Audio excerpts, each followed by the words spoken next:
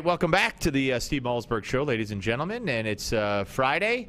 It's the bottom half of hour number one, and that means it's time to check in with our good friend, Dr. David Samadi, Vice Chairman of the Department of Urology and Chief of Robotics and Minimally Invasive Surgery at Mount Sinai School of Medicine. Hey, Doctor, how are you? Good to see you, Steve. How are you? Good. Good to see you, too. Good to talk to you. Well, we have a lot going on today, as usual, and let me run this by you. And this is, it's always of concern when you hear about something starting way overseas and spreading, at least within their own area, and there's a high death rate among those who contract the infection.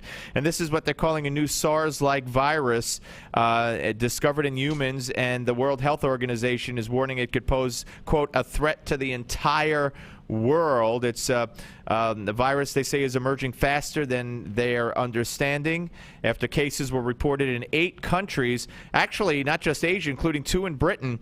And during an address to the delegates of the WHO Assembly in Geneva, the director said this virus was now her greatest concern. What do you know about it? What could you tell us about it?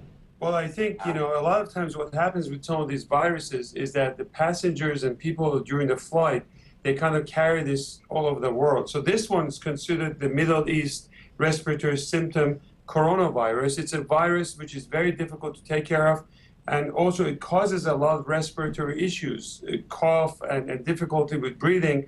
And as you can see, there are multiple people that have died as a result of this. So certainly covering your mouth when you cough, and you remember the pictures from SARS in Asia, where everyone was wearing one of those masks, are absolutely the way to go. The big concern about this is that it's a very aggressive virus, and it can affect the kidney and causes kidney disease.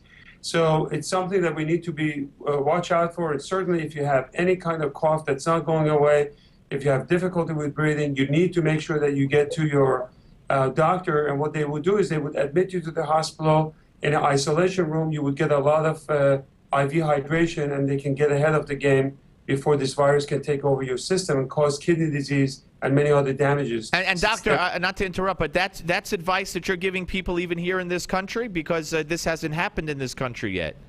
You know something? I think we need to be lookout for a lot of this. You and I have covered many of these health segments for a long time, and sometimes we anticipate that the storm was coming, and the storm never shows up.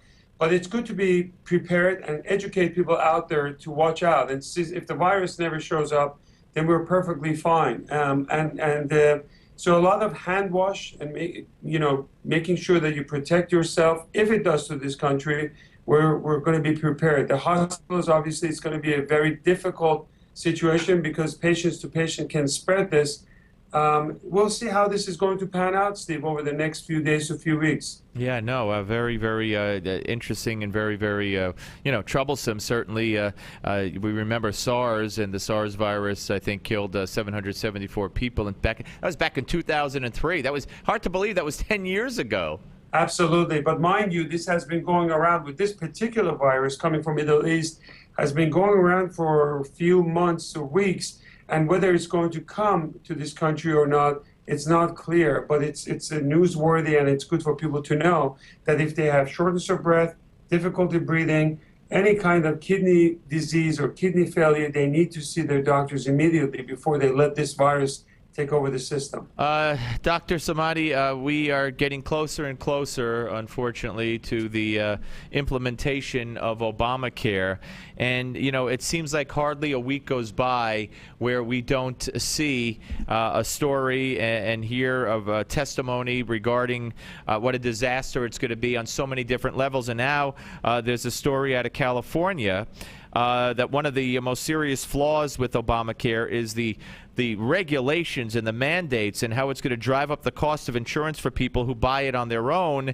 And they're talking about in California, for instance, there's been testimony from the CEO of one of the main insurance companies out in California that Obamacare will increase individual health insurance premiums by 64 to 146%. Yet we still have Obama, as recently as today, telling us that premiums are coming down. Yeah. So I think he presents very well, and he certainly knows how to sell this. But now we're starting to realize that there are a lot of issues with this particular Obamacare. Originally, the promise was that you can hold on to your insurance and whatever you have, you can keep. And close to 20 million Americans right now are buying their own private insurance as a supplement. And if you're going to grandfather that, which was like the promise that went through Congress, now we're realizing that the insurers and the insurance companies can cancel those insurances, and you're not going to be entitled of that. And either you choose this or you're on your own. And that was not the premise of this. So now you're going to see 30 to 50 million additional patients that are coming on this new Obamacare, and another 20 million that they have to go on their own and try to figure out with the premiums, as you mentioned, going up, etc. This is going to create a huge chaos. And one of the other things that came up very recently that you didn't mention it is the fact that this whole concept of out-of-network may become a problem, and the insurance companies may even like put a cap or like bring it to the Medicare rate. That's going to really destroy the care in this country, because a lot of doctors who may or may not want to accept the insurance, they can go out of network and the patient can choose whether they want to go to that doctor or not. If that goes out of the door, then you're going to really have one big Medicaid clinic, or you're going to have one big Obamacare across the board, which is going to be a nightmare, because with all these people coming in, now instead of getting your MRI tomorrow, you're going to wait 6 months to 9 months, and you're going to have a real delay in some of the care, cancers spread, premiums going up. And while I've never talked a lot about this Obamacare, as it's getting closer to closer, we're starting to see how it's going to pan out. And unfortunately, the news is not so good for the patients. Doctor, ever since they were even talking about implementing Obamacare, I've had people on who talk about the Canadian healthcare system, the British healthcare system, and it's the British healthcare system plan that this is all based on. And, you hear the horror stories, not only of people trying to get into this country to get the care they can't get there, but, people sitting in emergency rooms or laying on beds in emergency rooms in the hall for days, not able to get a room. Elective surgery, MRIs, things that could find a cancer or whatever, months, like you just said. You can't get an appointment with a specialist. And this comes not only because of the way that the system is going to be built, like you just alluded to, but now you're going to have doctors leaving the profession, shortages of doctors on top of all this, more people coming in. It is just going to be a disaster. Well, I'm not sure exactly how they're going to supply all the doctors to carry all these patients that are coming on board, except they open the door to all foreign countries and start like just importing a lot of family practitioners or internists, which is also going to really bring the quality of care down, because they're not familiar with what's going on in this country.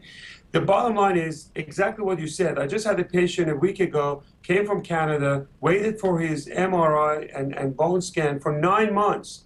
And I finally told him, look, if you're going to have your surgery done in U.S., come on over here and we get your MRI, because that's just ridiculous.